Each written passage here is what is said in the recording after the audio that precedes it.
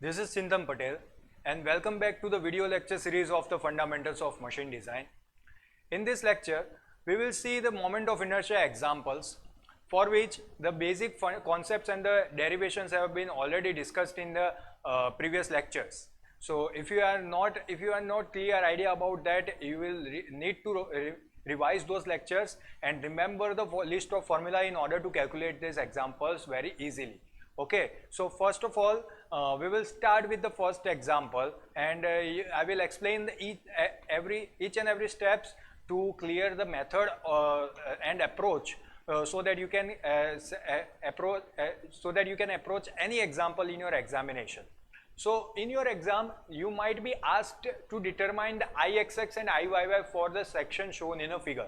So they might be providing the figure, or they might be providing the figure in the words. Okay, so you need to draw the diagram accordingly. In this example, they have provided the figure of the section, and the section is nothing but the T section. So first of all, I will annotate the required data so that you can identify it in your examples given data. Okay, so the T section is having the width of the 150 mm, the wave and flange and wave. You need to identify both the terms. This is the flange and this one is the wave.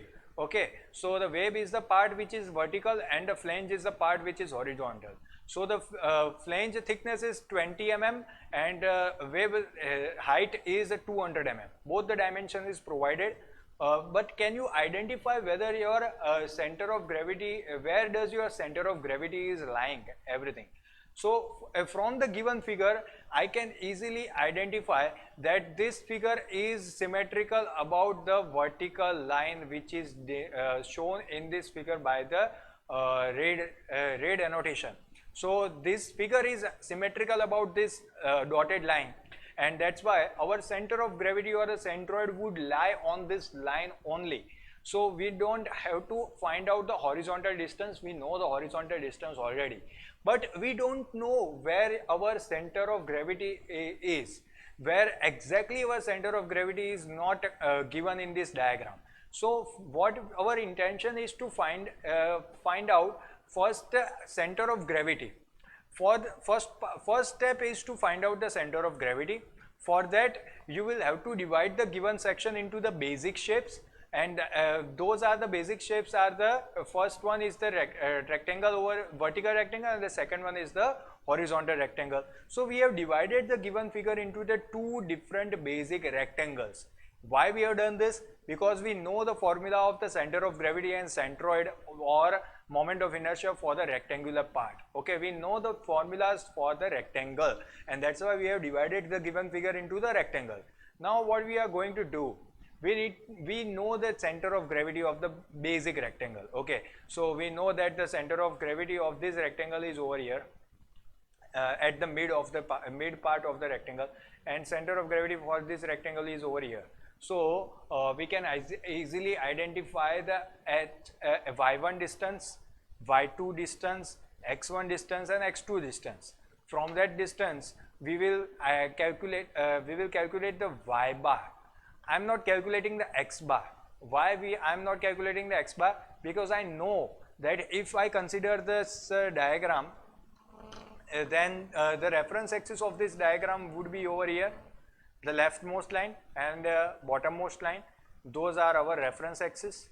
Now if I want to calculate the x bar, then x bar is your centroid is lying on this red line, and that's why whether it is over here or here, this horizontal distance will be the same.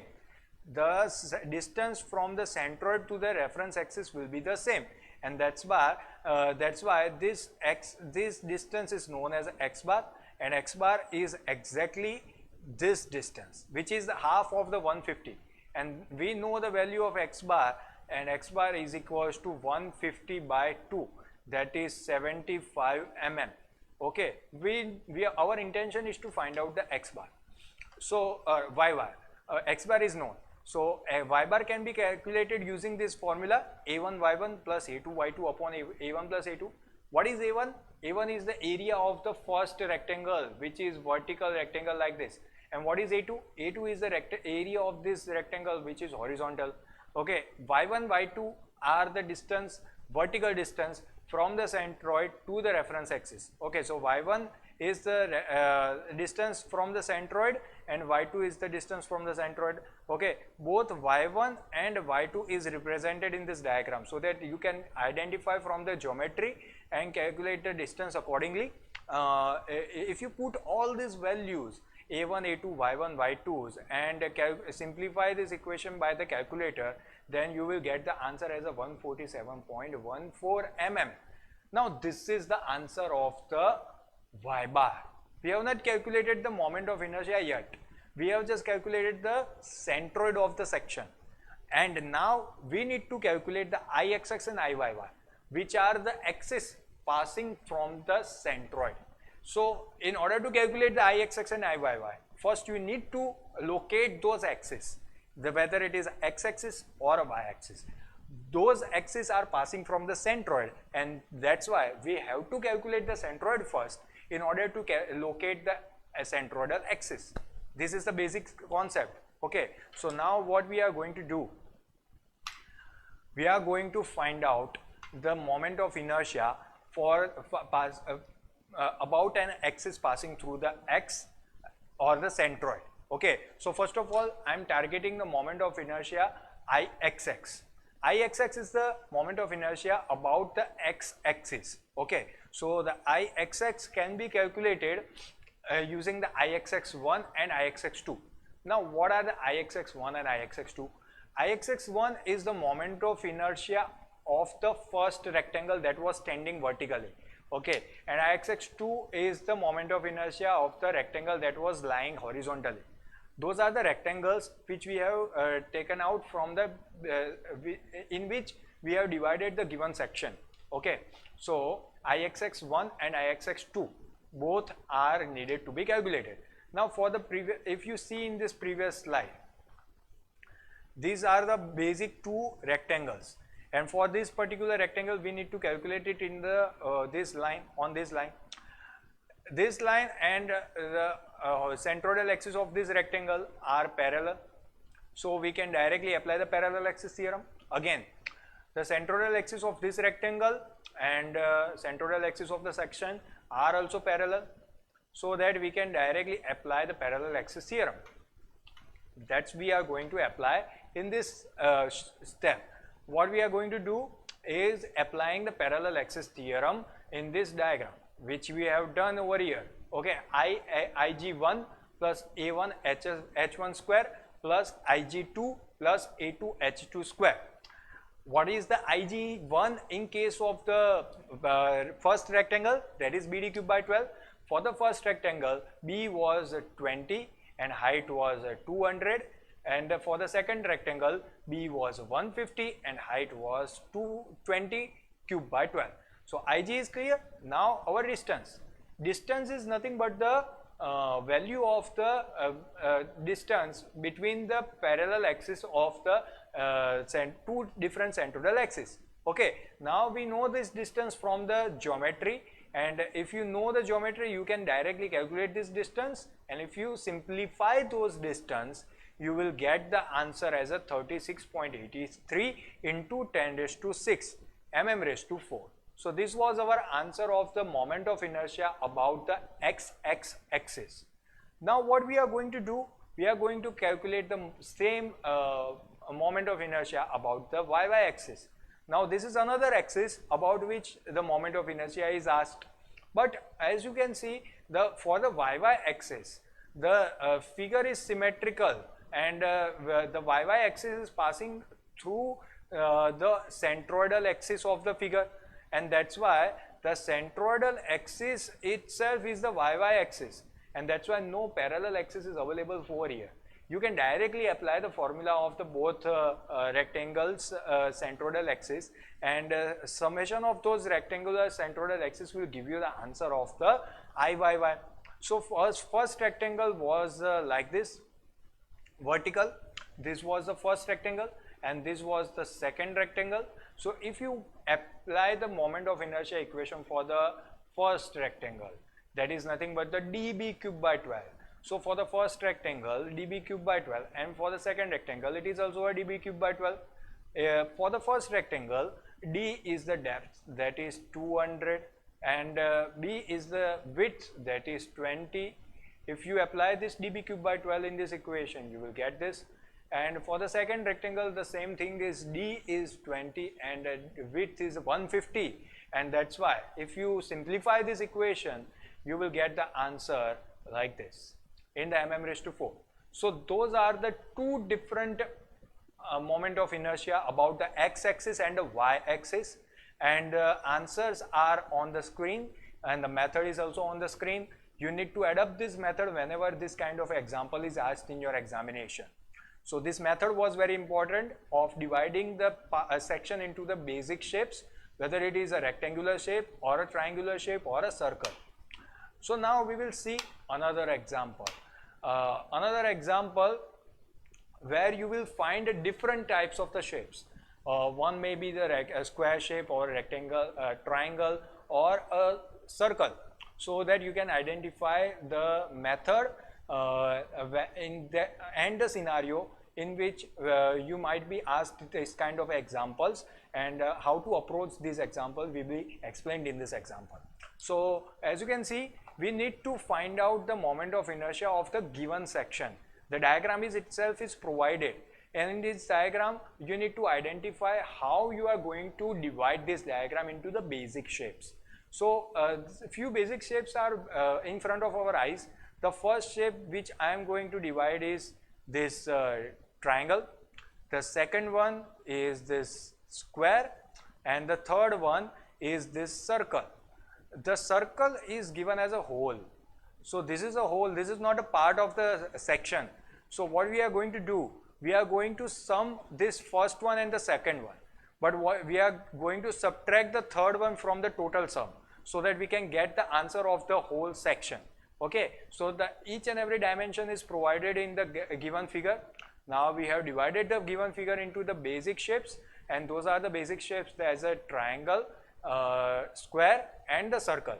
As you can identify, this triangle is the right angle triangle, and so that you can get the formulas for the right angle triangle from the list of formula table. Okay, so this is the basic shape 1, that is the triangle. Our step 2 is to calculate the position of the centroid for the given diagram. Why we are keep looking for the centroid? Because in your example they have asked that determine the moment of inertia about the horizontal centroidal axis of the section shown in a figure. So the axis which is horizontal, we are not concerned about the vertical axis. The axis which is horizontal and passing through the centroid is known as a horizontal centroidal axis. That is the very basic thing. Now we need to locate the centroid in order to locate the horizontal centroidal axis. So first what we need to find the centroid, but in order to find out the centroid, we need only y bar. Why we need only y bar? We don't need x bar, because we don't need x bar. Why we don't need x bar? Because y bar will give you the vertical distance of the centroid, and that centroid will lie at that vertical distance. And once you get this vertical distance, you will get the centroidal horizontal axis, and you will locate that centroidal horizontal axis. Our intention will be fulfilled by only y bar. Then why we find the x bar, which is excessive, and you are not going to award any extra mark for x bar. So our work can be continued using the y bar only, and that's why we will focus on the y bar only. So first what formula which we are going to utilize for the y bar calculation. Our formula will be different from the formula that we have utilized for the previous example. Why is it different? Because in this section the whole is provided, and whole is not a part of the section, and that's why we need to subtract the whole quantities as a a3 y3 from the summation of the different two shapes. Okay, now we have identified the a1 a2 a3 y1 y2 y3. I'm not going to repeat those concepts. we need to take the reference as a reference axis like this, and like this, the leftmost axis and the bottommost axis as a reference, and all the y1, y2, y3 distance are going to be calculated using those axes only. Okay, so we have calculated the distance y1, y2 and y3, and from those distance, if you put those distance into this equation, then after simplification you will get the answer of the y bar. Now you know the y bar. Now you can easily identify the you can easily locate the horizontal centroidal axis.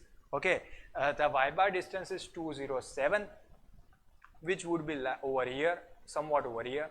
Okay, now we will see, we need to calculate the moment of inertia about this axis. Now as you can see, we know the moment of inertia of individual parts, but we need to find out the moment of inertia about this axis. As we all know, the moment of inertia of the triangle about this axis is known, but this axis is not this axis. So, but those two axes are parallel to each other. So, if we know the moment of inertia about this axis, we can calculate the moment of inertia about this axis using the parallel axis theorem. Similarly, we know the moment of inertia about this axis for the square, but we don't know the moment of inertia at this axis. Our intention is to find the moment of inertia at the centroidal axis. So what we are going to do, we will utilize the parallel axis theorem. Similarly for the circle, and after finding the moment of inertia of each shape, we are going to apply the algebraic sum of those moment of inertia in order to find out the overall moment of inertia. In the next step, you will see those discussion in the calculative form. So step 3 is to find out the moment of inertia of the 3 different shapes. So for the first 2 shapes, we are going to apply the summation, and for the whole, we are going to subtract it from the summation. Okay, so for the first shape, it is Ig1 plus AH square. For the second shape, it is Ig2 plus AH square, and for the third shape, it is Ig3 plus AH square. Now we know the value of the A1, we know the value of H1, A2, H2, A3, H3. We know each and every values of the A1, H2, A3, H3. Now what is the H1, H2? H1 is the distance between the 2 parallel axes. Whether if your triangle is this, like this, our centroidal axis over here. So if your centroidal axis of the triangle is over here, then this distance is nothing but the H1 distance. You need to identify this distance from the geometry. If you know the path of finding the H1 distance, that is nothing but the Y1 minus Y bar. For the H2 distance, it is Y bar minus Y2, and for the H3 distance, it is Y bar minus Y3. If you know those terms from the geometry, you can directly apply these values into this equation, and simplifying this equation will give you the answer of the centroidal axis moment of inertia. And the answer is nothing but the 1.768 into 10 raised to 9 mm raised to 4. So this was the approach we have taken using the parallel axis theorem and dividing the given figure into the basic shape.